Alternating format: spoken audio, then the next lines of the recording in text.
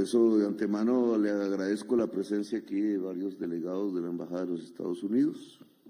Aquí mi amigo Kevin, que está por ahí, al lado Said, que viene aportando a este programa específico desde el punto de vista de cómo transformar esas economías ilícitas que tienen una geografía en el país y en el Cauca, obviamente.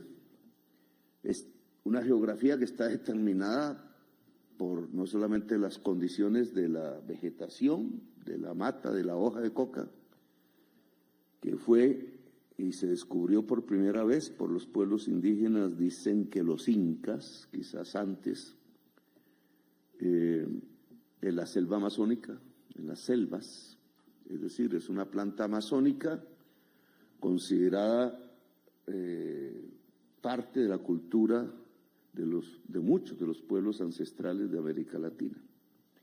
Quien la transforma en el alcaloide de la cocaína es básicamente una serie de laboratorios europeos que la utilizan como anestesia hace tiempo. Después era un aditamento de los bailes de los ricos en Europa y después la prohibieron. Esa es la historia de la hoja y de la cocaína. La cocaína es la que nos tiene hoy en el problema, específicamente hablando, porque la prohibición hace que su precio allá donde se consume sea muy elevado y genera una alta rentabilidad. Ese es el punto. La alta rentabilidad de la cocaína versus la baja o ninguna o en rojo rentabilidad de la economía lícita. Por eso un campesino prefiere sembrar hoja de coca que cualquier otra cosa porque no le da plata. La siembra donde se puede cultivar y allí se desarrolla, y ahí el problema para Colombia, el consumo es el problema para los países desarrollados, pero para Colombia sobre todo el desarrollo de organizaciones armadas que cuidan la ilicitud. Por ser ilícita se necesitan armas, así de simple. Si fuera lícita, no se necesitan armas. Pero como es ilícita, no se puede cuidar los tratos comerciales que se derivan de esa actividad, sino a partir de las armas. Y las armas, como todos aquí saben, son muertos. Los muertos los pone Colombia. El consumo, con todo respeto, Estados Unidos. Y Europa, y Rusia, y cada vez más Australia, y es probable que esté entrando a la China. Nosotros nos quedamos con el pecado y sin el género, porque las ganancias que derivaban del comercio de la cocaína y que llegaban en buen tamaño a Colombia ya no llegan.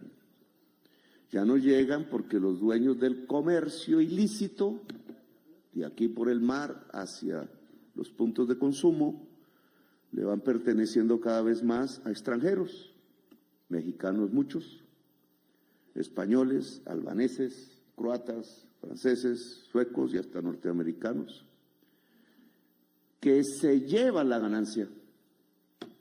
Esa ganancia ahora está en México, está en Miami, está en Madrid, está en diversos lugares del mundo, está en la banca mundial, pero eso no llega a Argelia, ni al Plateado, ni a Popayán, cada vez en menor proporción.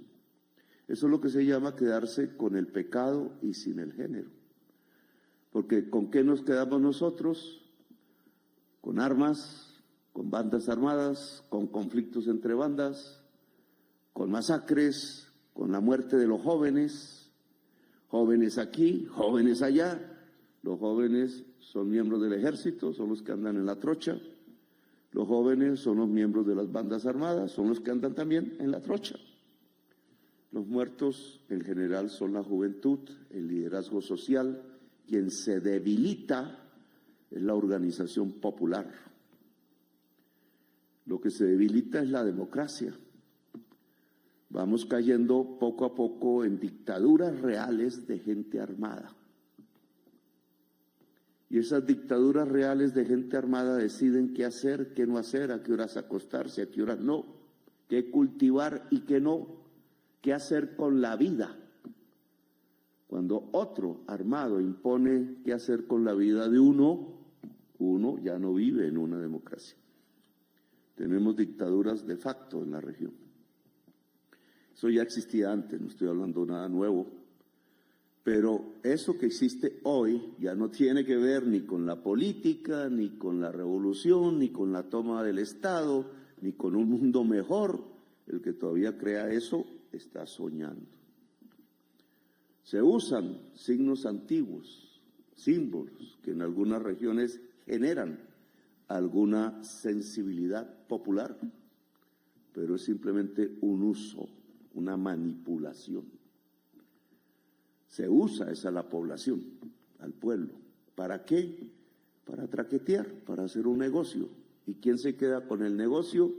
Los extranjeros. Entonces es la hora de cambiar. Seguir por ese camino no lleva sino al desastre, a velar hijos e hijas, y cada vez en un número mayor. Y yo creo que este esfuerzo que aquí hacemos pues tiene que ver con implementar los mecanismos que permitan ese cambio, no con hablar del asunto, sino con cómo se hace para salir de ahí. Ya sabemos qué es el ahí, ahora cómo salimos de ahí. Y obviamente necesita dos grandes aliados, una alianza, el pueblo mismo y el Estado.